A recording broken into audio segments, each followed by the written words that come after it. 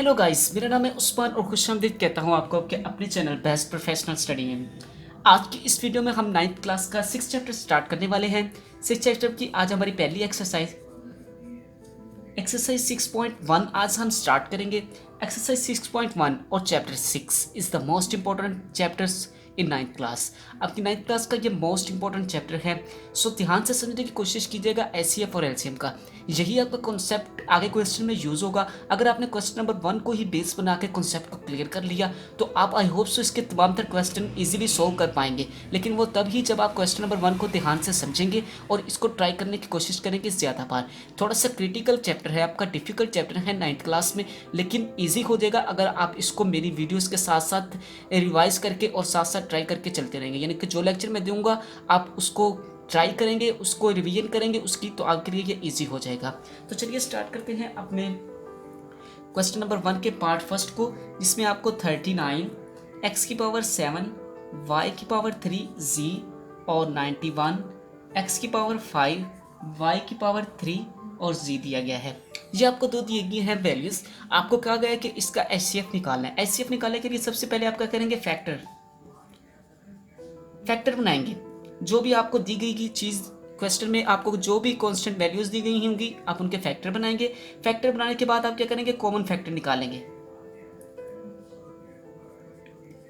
Common factors आप निकालेंगे और इस तरह से आपका क्वेश्चन सॉल्व हो जाएगा।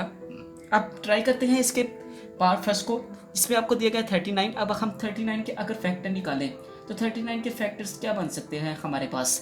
39 के फैक्टर हमारे पास बन सकते हैं जी 39 और x की पावर 7 y की power 3 z is equal to 39 के फैक्टर हम निकालें इस तरह से। 39 के 3 1 3 3 3 9 और 13 1 13।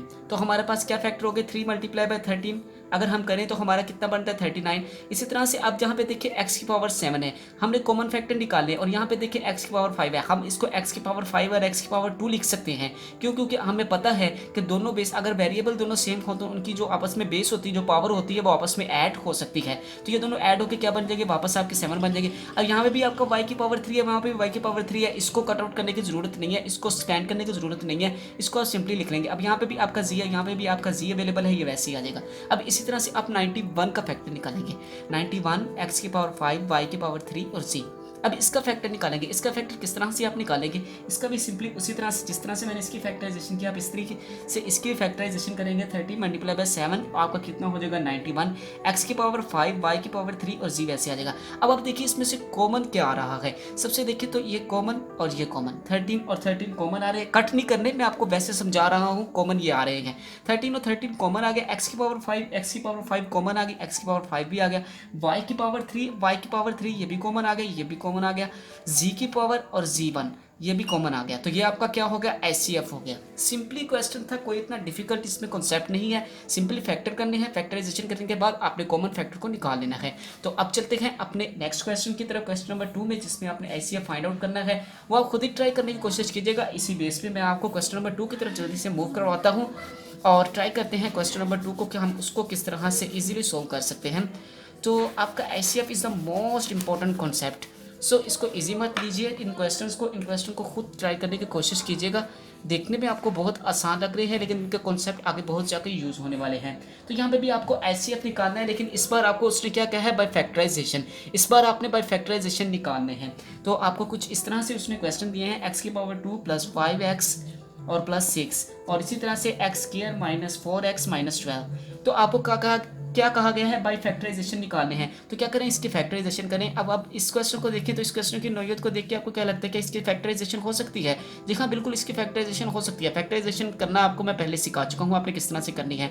आपने क्या करना है, इसके जो साइड वाली वैल्यूज़ होती हैं दोनों, आपने उनको क्या करना है, एक्सट्रीम वैल्यूज़ जिसे हम कहते हैं, एक्सट्रीम वैल्यूज़ को आपने कॉन्स्टेंट वैल्यू को इस फर्स्ट वैल्यू के साथ मल्टीप्लाई करना है। अगर यहाँ पे 1 है तो 6 मल्टीप्लाई बाय 1 1 होता है, और आपने उन दोनों को मल्टीप्लाई करने के बाद ऐसे दो डिजिट्स लेने हैं कि उनको ऐड या सब्ट्रैक्ट किया जाए तो आपका जो लास्ट सेंटर में लीनियर वैल्यूज़ दी गई है वो बने।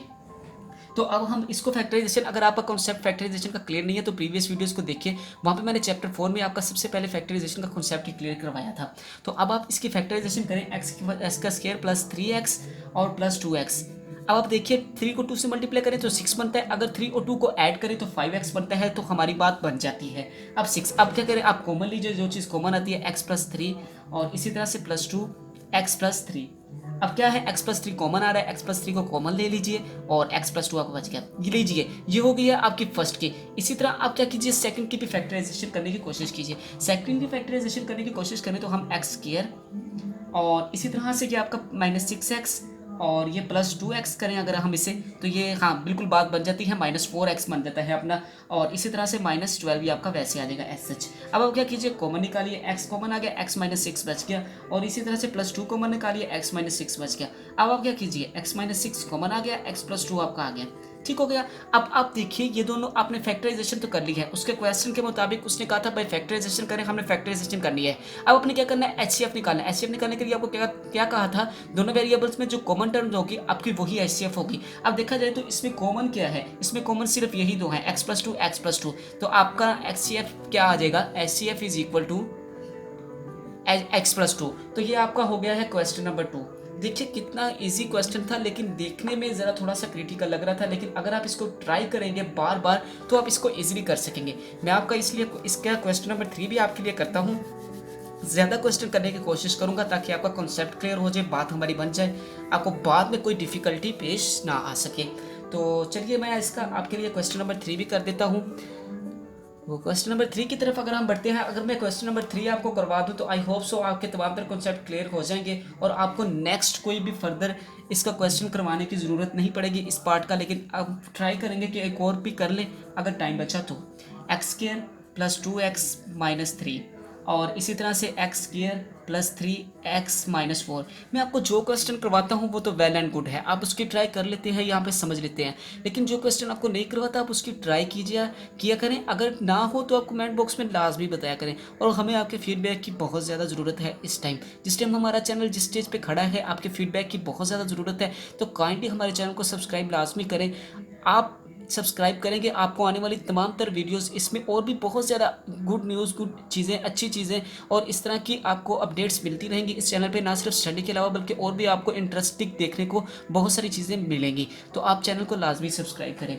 तो अब चलिए अपने क्वेश्चन नंबर 3 की तरफ बढ़ते हैं। एक्स के अब आप क्या करना है, इसको भी बाय फैक्टर करना है, लेकिन उससे पहले एक काम कर लेते हैं। अगर कोई चीज़ कॉमन निकलती हुई तो हम उसे कॉमन निकालने की कोशिश करेंगे। अब देखिए तो यहाँ पे कॉमन क्या निकलता है, पहले तो फैक्टराइजेशन इसकी हो ही नहीं सकती है, क्यों, क्योंकि भैया यहाँ पे कॉन्स्टेंट है ही नहीं है, यहाँ पे एक वेरिएबल है लास्ट में वैल्यूज में।